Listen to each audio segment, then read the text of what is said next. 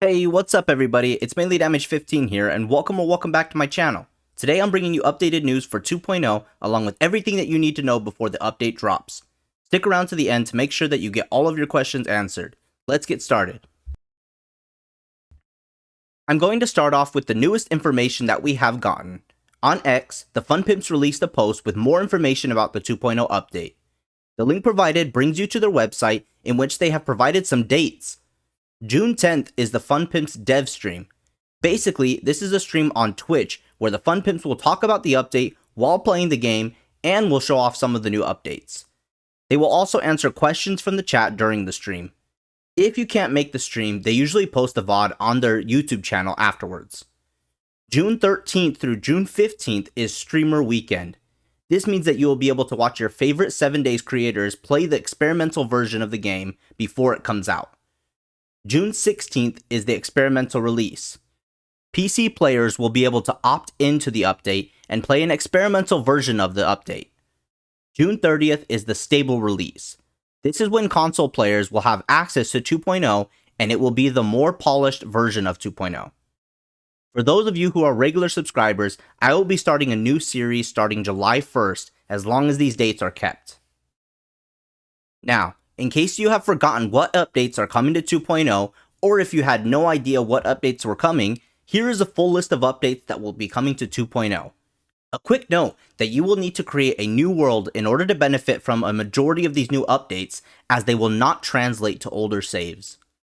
The first one is Biome Progression Elemental Survival, which is different from the second part, which is Dynamic Severe Storms. Elemental Survival just means that you will have to progress in order through each biome, and each biome will damage you unless you craft temporary consumables, which I will talk about later, or complete challenges to have permanent immunity. You will have to do this for each biome, starting with the Burnt and ending with the Wasteland. Severe storms will happen periodically throughout each day in each of the biomes outside of the forest. These storms will damage you regardless of if you have the biome immunity or consumable, unless you take shelter. It is also mentioned that there are two new zombies, the Desert Plague Spitter and the Frostclaw. They bring new mechanics, which I will talk about later. The next one is Perk Updates and Rebalance. There will be new perks, including the General tab, which will move certain perks outside of their trees and can be accessible to upgrade no matter your build. The next is Sledgehammer Saga. A new Sledgehammer book set will be added. Next is new higher game stage zombies. These are tougher zombie types added into the game that are orange or blue. Their abilities have yet to be shown, but many believe that they are fire and electricity due to their names being Infernal Orange and Charged Blue. These will be tougher zombie types after the radiated zombies. Trees and Foliage Update. Pretty self-explanatory there. There will be new updates to the trees and foliage for more immersion and fixed graphics to help with FPS. Crawlout Zombies. This mechanic will be added mainly as a new sleeper mechanic, where zombies will crawl out of 1x1 meter spaces to attack you when triggered within POIs. But this AI will become a nightmare for horde bases, I'm sure. Navezgane Update. Navezgane will get some TLC to help with the conversion to 2.0 to make sense with the progression aspect of the update. POIs, the world is expanding.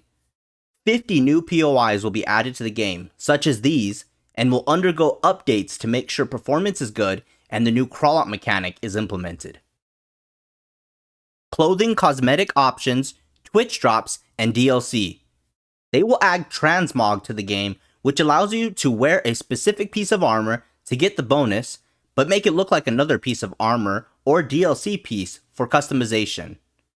DLC armor pieces will be cosmetic only. I wouldn't be surprised if there's a Twitch drop in the dev stream, but we'll see. Random gen improvements. This is pretty much talking about wilderness POI placements to help with performance in random generated worlds. New quest marker system. Each quest type will get its own custom flag or quest marker when starting the quest. Spawn near friend. When joining into a friend's world, you will have the option to spawn near them instead of a random starting location. If you find yourself enjoying this video at any point, make sure you smash that like button, subscribe, and click the bell icon for more 7 Days to Die content. I also wanted to include Q&As from Faatal, one of the Fun Pimps devs from the 7 Days forums. He has given a lot of insight to different features within the game. The first is the answer to what kind of consumable brings temporary immunity to the biome hazards, and he says this will be in the form of a drink. So it seems like you drink it and you'll get X amount of time of immunity from a specific biome's hazards. Again, not including the storms. The next is in regard to the new zombies. A lot of people, myself included, thought we were getting 4 new biome-specific zombies for each of the special biomes. Faatal debunked this when someone asked about the Wasteland-specific zombie by saying that the mutated zombie is the Wasteland zombie. We can infer from this that the burnt zombie is the burnt forest zombie, and that the only new zombies are the Frostclaw and Plague Spitter, which are biome-specific. The storms will have a frequency slider that you can change in the settings. There will also be settings that you can change that turn off the weather effect altogether. Both biome elemental hazards and severe storms will be included in this. The next is just again restating that biome progression, elemental hazards, and storms are separate entities, and that the biome skills, as he calls them, which are just the consumables or the permanent immunity items that you get from completing biome-specific challenges, will not give you immunity from storms. The next is talking about the Frostclaw's mechanic.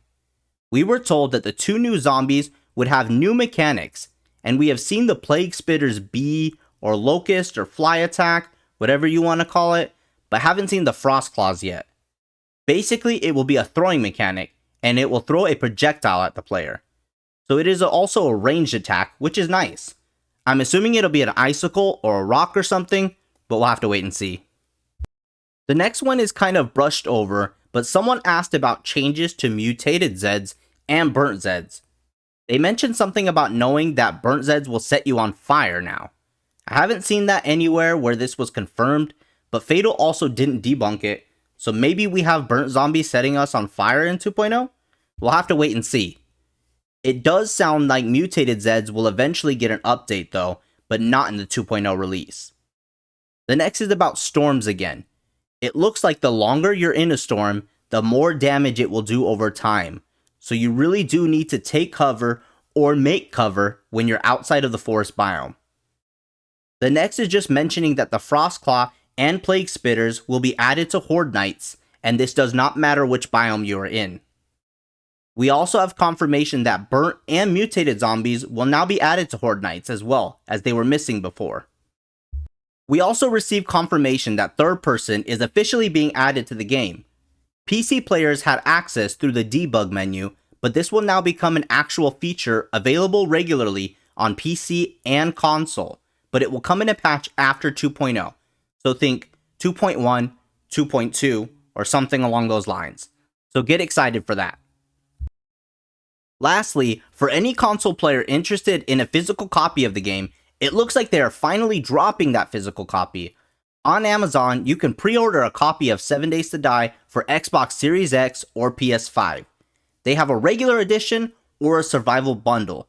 The survival bundle comes with exclusive artwork, a CD soundtrack, a poster, art prints, sticker sheets, the physical game, and a collectible box for everything that it comes with.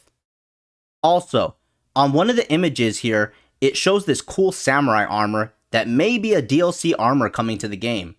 But it also could just be another image from when the Japanese version of the game came out and they made this post on X. So maybe they're just indicating that there is also a Japanese version as well.